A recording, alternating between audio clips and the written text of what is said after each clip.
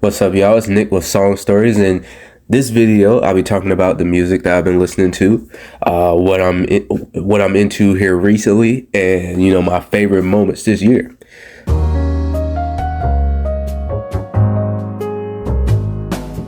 All right, so a genre that I was into this year a lot, and like near the end of this year, I've gotten really heavy into is jazz and R&B.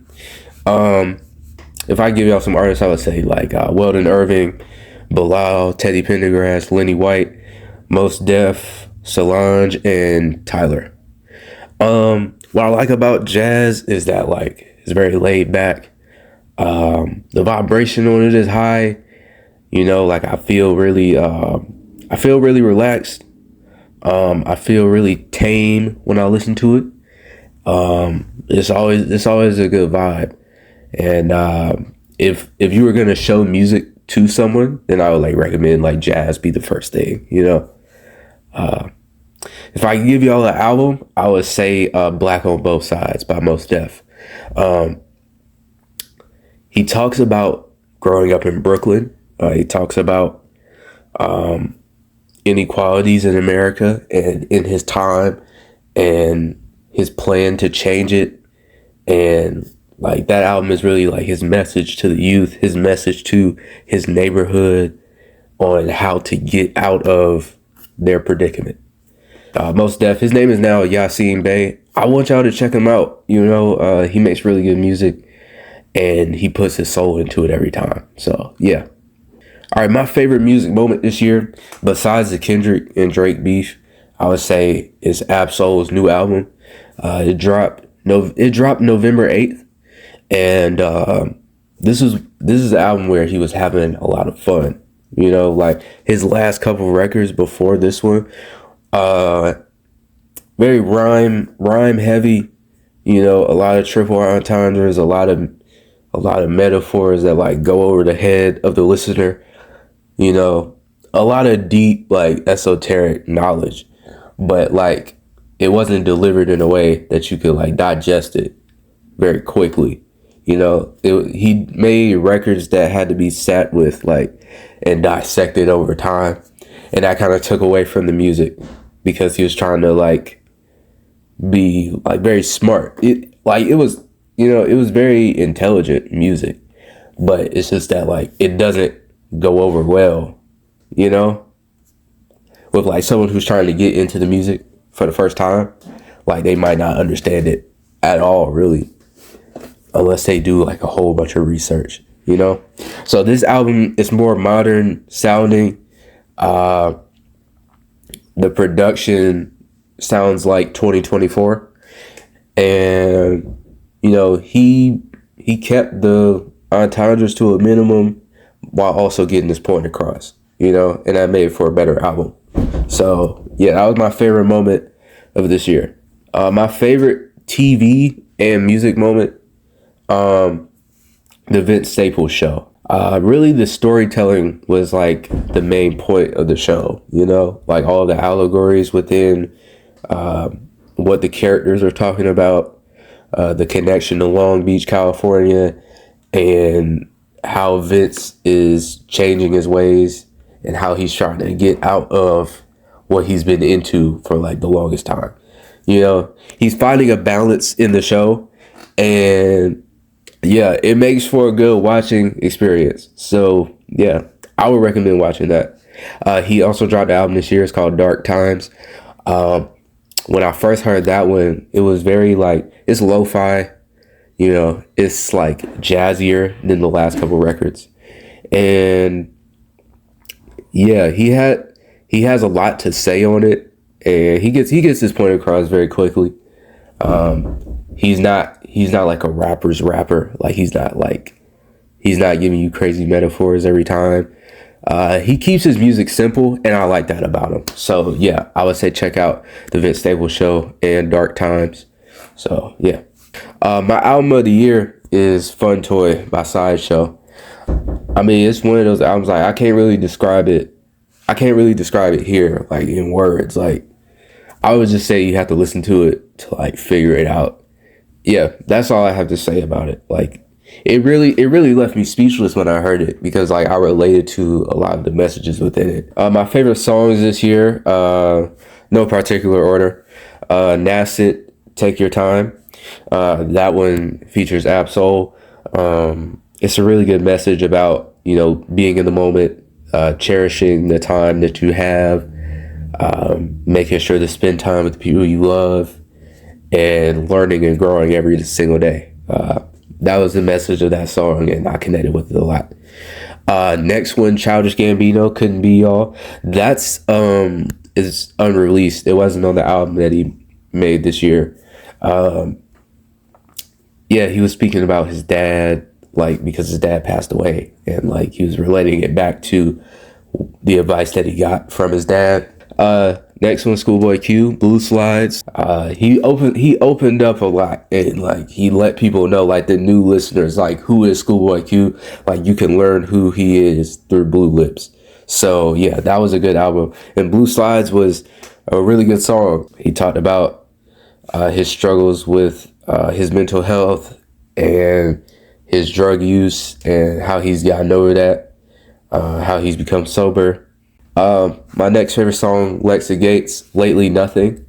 I found her on Instagram like this year, like earlier this year, like I found her on Instagram, and she makes really good music, and like she has a lot of pain in her voice, and she displays that on her songs, and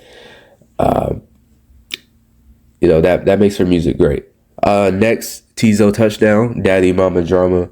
It was a really good song. Like I could see the picture he was painting when he's singing the song. Like I can tell like he didn't just make it up, like he actually went through it, and that made for a good song. And my last one, J. Cole, Pie, featuring Daylight and Absol. I've been listening to him a lot this year. Like he shows up in like a lot of the songs I'm talking about. So yeah,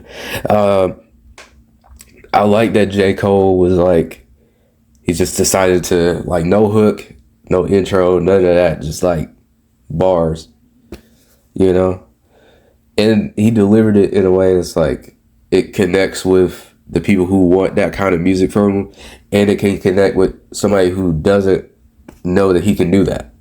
So yeah. Now to the honorable mentions, albums that will probably be on my list for like 2025, Chromacopia and GNX. My opinions on these two albums, man, like I like that they both coincided with each other. Like they were released around the same time. Like that was pretty cool. I'll also give y'all the story of how I found out about GNX. Bro, I was so mad. I was in class and like it was like the trailer for the album on YouTube, and I watched that and I was like, okay, album coming soon, right? And then I look in the comments and they like, oh, this is the best album ever. I'm like, bro, it ain't even come out yet. Yeah, y'all glazing right now. And then I check YouTube, I'm like, oh my god, he put out the whole thing at 12 o'clock. That's crazy, right? And then I was like, oh my goodness, I have no headphones. So I'm just sitting there doing my biology work, and I'm like, oh my goodness, I just want to like throw this work at the wall and just like listen to the album, bro. I don't care about school right now. Like, I do personally think that like GNX was a good album. Obviously, it's not like up to the measure of like To Pimp a Butterfly or like Good Kid, Mad City, but it was a well-produced album. I thought it was like so cool to see Jack Antonoff be on the album, considering like I listen to a lot of Taylor music. So like the production obviously was going to be good, but I do think it was very soulful, and I do think it was a well balanced album overall. But I'm not like a huge music critic or anything, so like take this with a grain of salt. I feel like my favorite track on the album was probably Hey Now, just simply because the build up, it was a nice listen. So overall, great album, but that was my favorite track just because, I don't know. I don't have an exact reason, but it was just a really good listen for me. I do think that like the absence of Baby Keem is like really heartbreaking because every song they make together is good.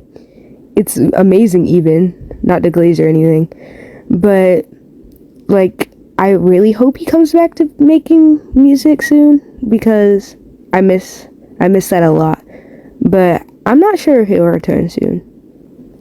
But if he does, I will be so happy. That'll make me really happy. And Chromacopia, I like that one a lot. Like it reminded me of like Mr. Morale and the Big Steppers. Like Tyler's album, it was like he was finally opening up and like saying like, this is who I am, this is where I'm from, this is what I endured, this is my trauma, and this is how I got here, and you know. So yeah, I like that album a lot. It's gonna take me a little bit more time to like dissect it and whatever. So yeah, yeah, that's all I got to say about them two albums. They didn't make none on my list because I was like, oh yeah, that's kind of unfair. Like they just came out. Like it's been a couple weeks, you know. Like yeah. Some music that I'm getting into here recently. It's metal. Like it's under the apron of like rock music, but it's metal. I just got into Deftones.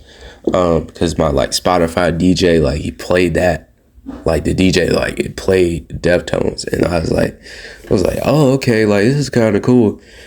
And yeah, I was walking to class and I was listening to it, and I walked in, and then my teacher was like, "What's wrong?" I was like, "What are you talking about? Like, what's wrong? Like, what do you mean? Like, I'm good." And he was like, "Nah, like you look sad." Nah, I didn't know what that meant. You know what I'm saying? You look sad. I'm like, what do you mean? Like you're frowning. I'm like, what? I'm frowning? I'm like, what? I checked my phone. I'm like, oh yeah, I'm listening to Deftones, you know? And I tell them that. I'm like, yo, like, I'm listening to Deftones right now. And they're like, oh, that's probably why. I mean, yeah. My mom, she was like, oh yeah, that's that music that make people want to kill themselves. I mean, I'm like, you know what I'm saying? I didn't even know. You know what I'm saying? That album, I was listening, it's called, the song was called Knife Party, and it was from White Pony. That album came out in like 2000. So like my mom and my dad was probably like around to hear it, or around to hear at least one song from it. So like, yeah, I mean, yeah, I trust the older people in my life to like say that, you know? But, yeah, I just been getting into metal here recently. You know, it's a pretty cool genre. I do get the sentiment of like, you know, it's kind of depressing music, but yeah. I mean, I've heard worse, so yeah, I can kind of like understand like what Deftones is talking about. So yeah. Man, what else do I gotta say, man? Is that the end of my yap session? I mean, yeah, thanks for watching. If you got through this 16 minutes or whatever, you know, thanks for watching. I got more videos coming, so yeah.